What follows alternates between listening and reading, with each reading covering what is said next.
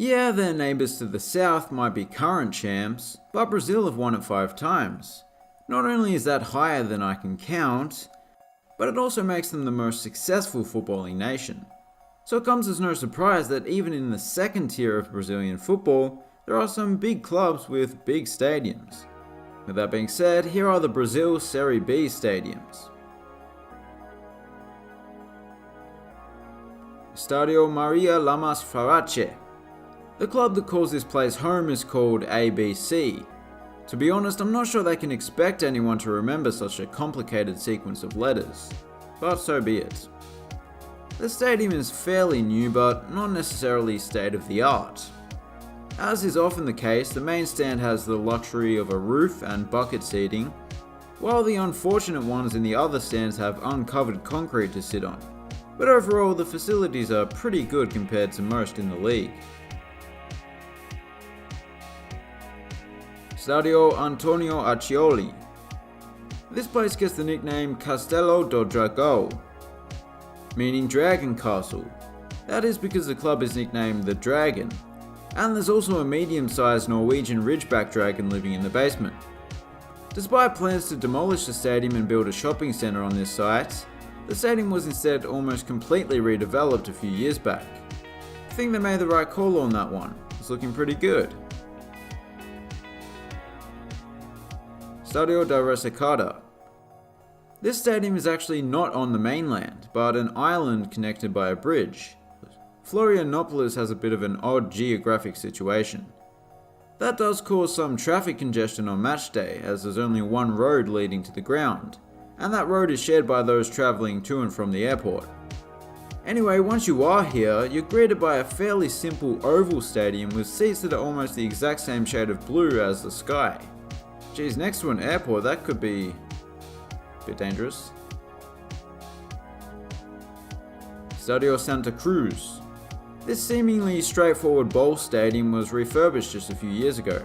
From that refurb, it gained some vibrant new seats, as well as a rather nice modern facade that sort of matches those seats, and various other facilities for make benefit glorious team of Botafogo SB. It's looking pretty good nowadays, however, it remains a fairly simple bowl stadium overall. Castelao is comfortably the most technologically advanced stadium in the league, and that's due to the fact that it was extensively renovated prior to the 2014 World Cup. In fact, if you were to look at the old stadium, you'd probably say that it's been rebuilt rather than renovated. The clean-looking all-white interior is fairly typical of modern multi-tiered bowl stadium layouts. But the exterior does at least carry over some of the design language from the old stadium, which I like to see. Arena Conda. That name is not a play on words to make it sound like a giant snake. It is in fact named after an influential indigenous land rights activist from the area. Arena Conda does have a good ring to it though. Anyway, although it's fairly basic, the facilities are in decent condition throughout, as it was redeveloped in the late 2000s. It's kinda similar to the first stadium we saw, come to think of it. Similar backdrop as well. Estadio Rei Pelé. In case you're wondering, yes, it is named after that Pelé. The name means King Pelé, which goes to show you how revered he is, as he played for another club in another city. The stadium itself has one of the more distinctive designs in the league, with 3 sides being bordered by this sloping C-shaped double-tiered stand, and there's just your regular straight single-tiered stand on the remaining side. It comes together to form a pretty cool stadium. Stadio Heriberto Holse. Once more, this stadium is one of a kind in this league. In your average European league, however, this would be a dime a dozen, with its metallic exterior, wrap-around roof and its single-tiered bowl seating layout.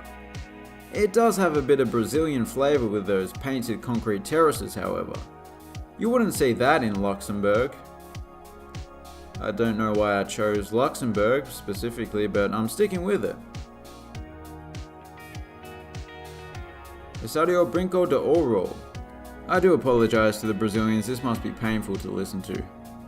Originally this stadium was your bog standard bowl stadium, but it gained this upper deck over here in the late 70s and became an asymmetrical stadium, giving it a bit of character. Interestingly, the club put the stadium up for auction a while back and sold it to a supermarket chain for just $20 million. They weren't too happy with that low price. I suppose the supermarket chain probably had a loyalty card and took advantage of the club's rewards program to get that low price. Estádio Novelli Junior. If I didn't know better, I'd guess that Novelli Junior is what they call a children's book in Brazil. It in fact means new juniors. The seating layout here is a little interesting. There is a track around the field, or space for one. The three of the stands are more or less straight, with a slight bend at the ends, leaving those sitting in the corners a long way from the field. Other than that though, it seems like a nice ground actually. Estádio Alfredo Jaconi is a very green stadium, and not just because of the green seats and the green grass that makes up the field. If you've watched the channel for a while, you'd probably have recognized my weird obsession with some kind of wooded hill in the backdrop of a stadium. But even better is a wooded hill that transitions into a grass terrace, that transitions into a concrete terrace, as is the case here. Very beautiful. Estádio do Café. Stadiums and coffee, that's pretty much me. Ironically, the city is called Londrina, which means Little London. I mean, they do have coffee in London, but it's synonymous with tea, coffee's arch nemesis. As far as stadiums go, this one does look like a nice place to sit back sipping a flat white, and enjoying that excellent view of the city that this horseshoe stadium opens up to. That design was intentional rather than coincidental. Of course, they wanted to make the most of this location. Oh yeah, it does back onto a racecourse. Estádio José Maria de Campos Maia. With the odd arrangement of stands built in different styles and with seats of different colours, some yellow, some blue, some green and yellow, it's looking a little bit clunky. But to make up for that fact and make the stadium seem a little more distinguished, most of the field is bordered by hedges, which is a small thing that makes a big difference in my opinion. Estádio Doutor... that's too many words. The stadium is named after a doctor who just decided to build the stadium using his own funds. See, even a doctor knows that stadiums are more important than hospitals. What have hospitals ever done for anyone? Okay, I'm gonna stop myself there. Anyway, the stand that wraps its way around three sides of the field is very distinctive. Not just because it has a big picture of a kitty cat there on the seats, more so the way it angles down at each end in an aesthetically pleasing way. Estádio Moises Lucarelli is an especially elongated stadium wrapped in an all-white yet still kinda interesting facade. It's another ground that is bordered by hedges, but it's also bordered by something less subtle and elegant, and that is the white wall of advertising, let's call it. The northeastern end of the ground certainly has an odd look to it, not sure what's going on there. It is actually quite an interesting stadium overall. Castelao. A different Castelao from the first one we saw. They look totally different. Only a fool could get the two confused. Like the other one though, it too has a wraparound roof. It is however much less extensive. What it does have over the previous Castelao is the colourful seating. But it loses points again due to the fact that it has a track around the field.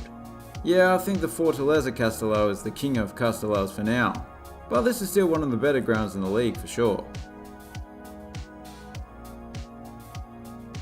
Estádio Ilha do Retiro.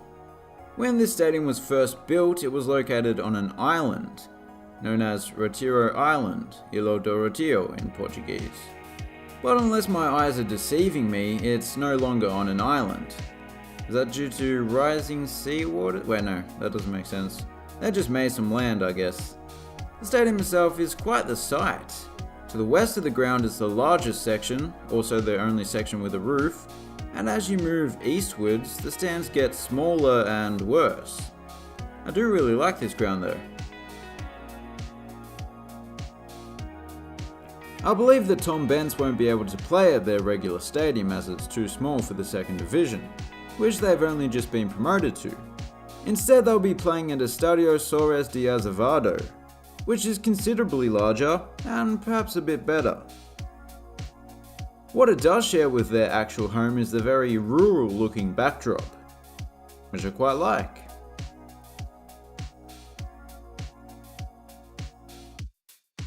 I'm gonna give you a break from my horrible attempt at Portuguese and call this place OBA, which is its common abbreviation. Most of the capacity in this modest stadium is coming from this U-shaped stand consisting entirely of painted concrete terracing. One little quirk is that they've set up these gazebos over the stand to shade a fortunate minority. It looks odd, but I guess function is more important than form. Estádio Manuel Barradas. The unusual design of this stadium takes advantage of the landscape that it sits upon, being mostly carved into the sloping earth, saving some money on reduced construction costs, while looking pretty good at the same time. Helped along by the striking design there on the terracing. Well, if you're a camera operator at this venue, you best be okay with heights. That is one primitive looking broadcast tower. So there you have it, that was a very wide array of stadiums, which is what I like to see. If I had to pick a favourite, well, this is probably the best, but I'll also give a mention to this one-of-a-kind stadium. As always, if you enjoyed the video, consider subscribing. Thanks for watching, have a good one.